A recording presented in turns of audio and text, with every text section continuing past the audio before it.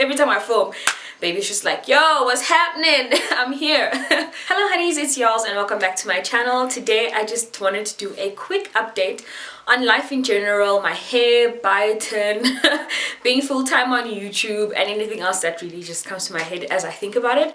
I feel like we haven't caught up in a while. Hey there. It's Yolz channel. So the first update is my hair. Some of you have been asking in the comment section how my hair's been doing since pregnancy. Has it been growing? Have I been losing any hair? Has they been shedding? That kind of thing. And to be honest with you, I am so fortunate. My hair has just been growing a lot more and it's a lot thicker, a lot more defined in terms of the coils and curls in there. It's actually quite crazy because I've only noticed it the past 2-3 months, and I think it's the supplements that I'm taking. Besides hormones that do play a role, I do think that Preg Omega that I've been taking has definitely, you know, been enhancing the way in which my hair looks. However, I have changed a little bit of my routine. I don't wash my hair as often, and I did mention this in a previous video. I have become a little lazy, but that's just because I don't have, you know, the energy that I used to have a few months ago. And I don't know if you've experienced this, but yeah, I don't got the time, I don't got the energy. If anything, I need to rest more than I actually am doing already, and I'm already still driving around, and I've only got just about a month left before, you know, meeting this bundle of joy that's inside of me, and I'm feeling the exhaustion all the time. But there's so many things that I've got to do, so I'm running around all the time, and fitting my hair in every week is just not happening. So every 2 weeks I still deep condition. I still, you know, make sure to wash my hair. Now more than anything though, I do add a lot more shampoos in my wash. Before I used to just strictly co-wash, but because I need the cleanse, build up is real, I do shampoo. Sometimes I use sulfate-free shampoos, sometimes I don't. I just use a shampoo that has sulfates just to get that extra clarification from the shampoo. So yeah, that's my hair at the moment.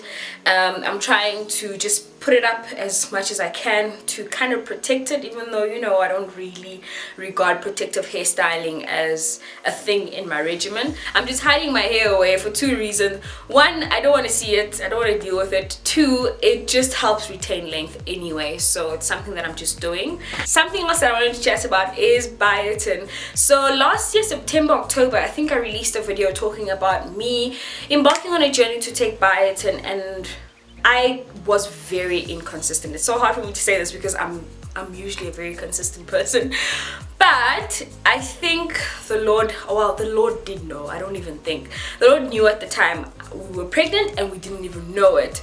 So I was very inconsistent between whenever I started. I think it might have been September or October, and at the time I was traveling a lot. So I think from October right up until December, actually, I was up and down, in and out of the country, and also in and out of town. By end of November, I had already stopped taking it, and by the time that we found out that we were preggies, it was all good. And yeah, I wasn't really worried on how it would affect my baby. I don't know if it can, I don't know if it can't, but it's something that I'm glad I did stop unknowingly at the time that we were pregnant. But yeah, so it's something that I do want to still do in future, but it will probably be after, maybe not even this year, because I'll still continue my supplements after baby's born. Apparently you can still take them for a good 6 months afterwards, and to avoid postpartum, because at this point I don't know if I'll have postpartum shedding, I think taking the pills that I've been taking may or may not help. So yeah, that might help with my hair, I don't know. But either way, I don't want to mix it up with biotin. I hope all of this makes sense. My head is everywhere. I'm pregnant and I'm talking a whole lot of nonsense, but I still want to catch up with you, you know what I'm saying? So let's chat about the channel. So in terms of Yolz channel, I'm sure most of you have noticed that it's no longer just purely hair. I'm moving towards hair, beauty, and lifestyle. So more chatty videos, more sit down videos, more vlogs if I can vlog. These days, it's easy for me to vlog a day kind of vibe, but at the same time I always feel like it's not interesting enough, so I don't put it up. So I am watching more vlogs, believe it or not, and trying to learn from my peers who can do it really well, how to do it properly, so that I can put together a good vlog for each and every one of you when I do upload. So yeah, I don't know if it's something that I'm personally conscious of, and I don't know if you all want more vlogs on my channel, but do let me know if you do. I would like to vlog more, especially now that I am full-time, like a week in my new life kind of vibes and those kind of things. I just struggle with storytelling adequately on video. So yeah, it's something that I'm learning, but it's something that I want to add. So I've been getting a lot of requests from a lot of you saying I should put more pregnancy and baby content up, and it's something I'm really kind of undecided about, because as much as I do consume that content, I don't consume it so much so that I want to put it up. I don't consume that much baby content that I want to produce it. Does that make sense?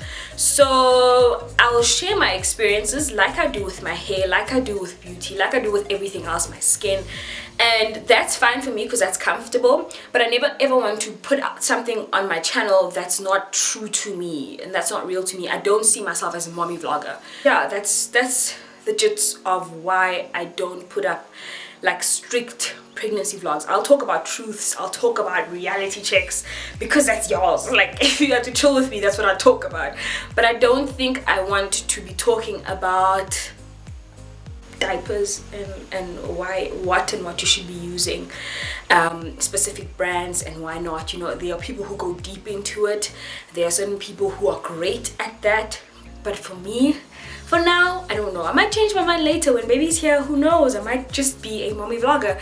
But for now, I just feel like to stay true to Yolz and Yolz channel, I'll still keep making content that makes me feel good and content that translates Yolz in every single thing that I do. So yeah, the last update that I wanted to talk about, obviously I quit my 9 to 5 and I haven't updated you on anything that's happened since then. Whew, a lot has happened since then. When you know what you know inside, and you can't shake the feeling off, like that Tuesday that I spoke about in that video, when I knew that this is it for me. Besides the fact that I knew I wanted to do YouTube full-time, I knew that my time there had ended and it was time for me to let go. I did it.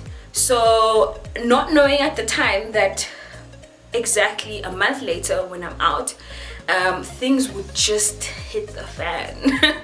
So a few weeks, literally 2 weeks after my last day, things went downhill in the same team. People lost their jobs, and it's quite sad to think about, because those were friends of mine, those were people that I know, and a lot of them have to change their lives, you know.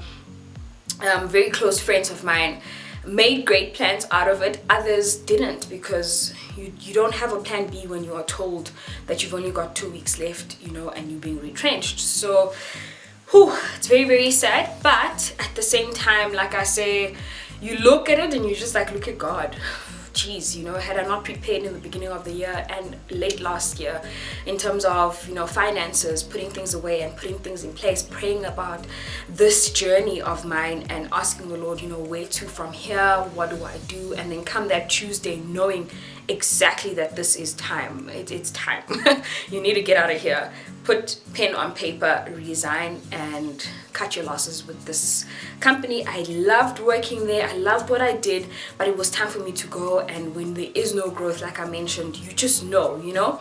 So yeah, that's what happened on that side. But being full-time has been really fulfilling. Waking up and knowing that, you know what, I'm pushing for me and I'm doing things for me, and also seeing the responses in my clients, you know, responding to me being full-time. It's just been such a great and welcoming environment. Opportunities have come, which I can't wait to share with you in the next few months. Once I've popped, I think it will be easier for me to work. I will be honest with you, being exhausted is not making my life any easier. I still want to try and get through my to-do list every day, and it's hard to get 5 things done a day, and you think, you know, you've got 8 to 10 hours to yourself, because now that I'm working for myself, 10 hours is nothing. I used to give that to my boss. What's 10 hours right now? But it's difficult when, like now, I did my face. In fact, after doing my hair, after literally twisting my hair this morning, I was like, I need a nap. I'm tired. I'm tired of standing. I'm tired of this. I'm tired of that. But then you kind of have to fight through it. So that's what I've learned on being full-time. The other thing that I've learned is people take your what they call your destination as the truth and the Bible, and that they can just copy and paste that and do that. I've gotten a whole lot of questions on people sort of glorifying what I did, others even calling it courageous, others even calling it brave, when to be honest with you, it's just prayer and planning. Just allowing God to lead you when you lift your foot, making sure that you're asking the Lord to be the one planting it, you know, making sure that He's the one who's guiding your next move. So that's really it. I'm not successful, I'm not where I want to be, but I'm very much well on my way, and I want people to see the journey more than the destination, because the destination is not as important. It's the speed bumps, it's the pit stops, it's literally the curves on those journeys, or the roads, you know, the rough roads, the smooth ones that make the journey worthwhile, and they make the destination even more worthwhile when you do get there and look back and you're like, actually that road, that was more adventurous than just getting here. Plus when you get there you're like, okay, cool, what's next? So yeah, I just want you to take from that, if at all, if it even made sense at all, that really quitting my 9 to 5 wasn't the bravest thing that I've done. For me, it was just merely setting myself free and proving to myself that I can definitely do more with my life than to give it to a 9 to 5 job and a corporate job for the sake of making a living. My biggest fear in life is actually not living. That's my biggest fear, and I think quitting my job was part of me proving to myself that I need to live. I need to actually live. I can't keep trying to make ends meet at the end of the month, to try and make it to the end of the month and get a paycheck and live off that. That surely can't be life. That surely can't be fulfilling. That surely cannot be an aspiration. So yeah, that's really another update on what I've learned being full-time, what I've seen, and I certainly hope, again, from you who has been with me on this journey for the longest time, that you know truly that it wasn't done out of bravery or courage. It was done out of longing to actually live life the way we should be living it, rather than the way we are told, the way books are telling us people should live. So yeah, living out your purpose is definitely much more important than you trying to please someone at the end of the day, or pushing someone's vision at the end of the day. That's not living, man. At least in my opinion. I'm not saying people should quit their jobs blindly. I'm saying put things in place and continue every day working towards your dreams. It's definitely more worthwhile than what we are taught to be doing in this life. And yeah, that's where I'll leave this catch up. I hope you did enjoy it. If you did, give it a massive thumbs up, comment down below, and please do not comment about me being short of breath like I am right now. And please do subscribe if you haven't already. I love you guys so much. Mwah. Bye.